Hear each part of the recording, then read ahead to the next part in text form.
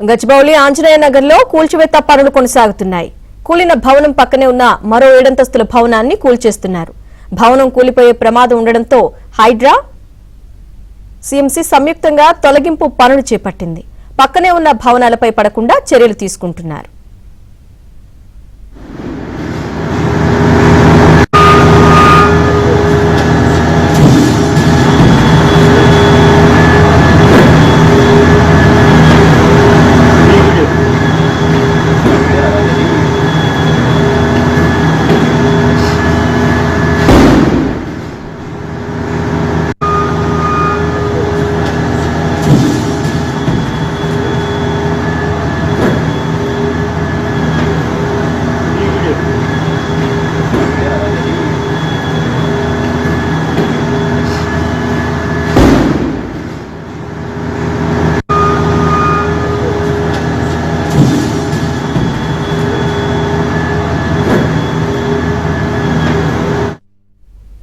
మరింత సమాచారాన్ని మా ప్రతినిధి నుమాన్ అందిస్తారు.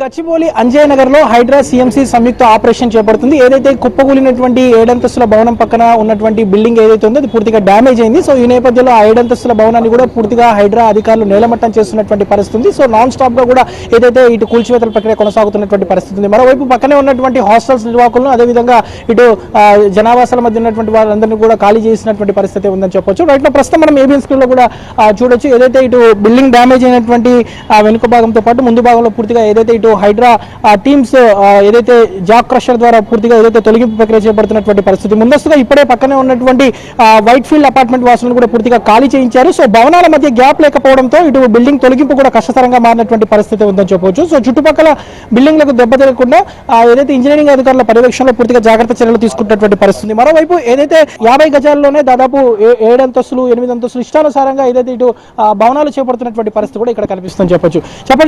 ప్రధానంగా చెప్పండి, మీ ఏరియాలో ఇక్కడ చూసుకుంటే మొత్తం కూడా గ్యాప్ టు గ్యాప్ 50 గజాల్లోనే 60 గజాల్లోనే నిర్మాణాలు చేస్తున్నటువంటి పరిస్థితి, ఈ ప్రమాదాలు జరుగుతున్నాయి. సో ఏమంటారు? గత అనేక సంవత్సరాల నుంచి ఇక్కడ చుట్టుముట్టు ఈ సాఫ్ట్వేర్ కంపెనీలు రావడంతో ముఖ్యంగా ఈ వివిధ రాష్ట్రాల నుంచి వచ్చినటువంటి వాళ్ళు ఇక్కడ కిరాయిలు తక్కువ ఉంటాయని చెప్పేసి ఇక్కడ ఉంటున్నారు. ఇక్కడ వచ్చి నివాసం ఉంటున్నారు. అందులోని ఈ హాస్టల్ భవనాలు కూడా రెంట్లకు ఆశపడి ఒక 100 గజాల 50 గజాల కట్టుకుంటే లక్షలు రెంట్లు వస్తాయని చెప్పేసి జాగా ఉంటే చాలు కట్టుకుంటుంటే అడ్వాన్సులు ఇచ్చేస్తారు 20 లక్షల రూపాయలు. దాంతో అక్రమంగా ఇంకా అధికారులను కూడా అది చేసేసుకొని మేనేజ్ చేసేసుకొని ఈ అనాథరైజ్గా అనేక ఫ్లోర్లు కడుతున్నారు. దీనివల్ల గతంలో అనేక సార్లు ఫిర్యాదులు కూడా చేసినాం మేము. మొత్తం సార్ ఇవల్ల ప్రమాదం అవుతుంది, షెడ్ బ్యాగ్ లేకుండా ఇంతలోతో హైట్ కడితే చాలామంది ప్రమాదాలకు గురవుతారు అని చెప్పేసి ఫిర్యాదు చేసినా కూడా అప్పటికప్పుడే ఏదైనా సంఘటన జరిగినప్పుడే తప్ప ఆ తర్వాత మళ్ళీ ఇక్కడ పట్టించుకునేటోళ్ళు లేరు. ఇదే బేస్గా తీసుకొని అధికారులు కూడా చేస్తుంటారు. ఇక ఇటువంటి దుర్ఘటనలు జరుగుతున్నాయి. చెప్పండి, అంటే గతంలో కూడా ఇటు సాజిద్ నగర్లో కూడా ఒక ఘటన జరిగింది. సో ఇప్పుడు చూసుకుంటే ఈ ఘటన, సో మీ కాన్స్టిట్యున్సీ పరంగా చూసుకుంటే ముఖ్యంగా ఇటు ఏదైతే కొండాపూర్ కానివ్వండి, గచ్చిబౌలి, అంజయ్య నగర్ లాంటి హాట్ కేకులు లాంటి ఏరియా, సో ఈ ఏరియాలో విచ్చలు విడిగా ఇష్టానుసారంగా అక్రమ నిర్మాణాలు జరుగుతున్నటువంటి పరిస్థితి. ఇప్పుడు దీంట్లో అందరి బాధ్యత ఉంది. దీనికి పూర్తి బాధ్యత ఫస్ట్ అధికారులదే. ఎందుకంటే గ్రౌండ్ ఫ్లోర్ ఫస్ట్ ఫ్లోర్ వేసేటప్పుడే అధికారులు ఆపకుండా అధికారులు డబ్బులు వీళ్ళు కిరాయిలు వస్తాయని వీళ్ళు ఇవ్వడము, అధికారులు కకృతిపడి డబ్బులు తీసుకోవడం.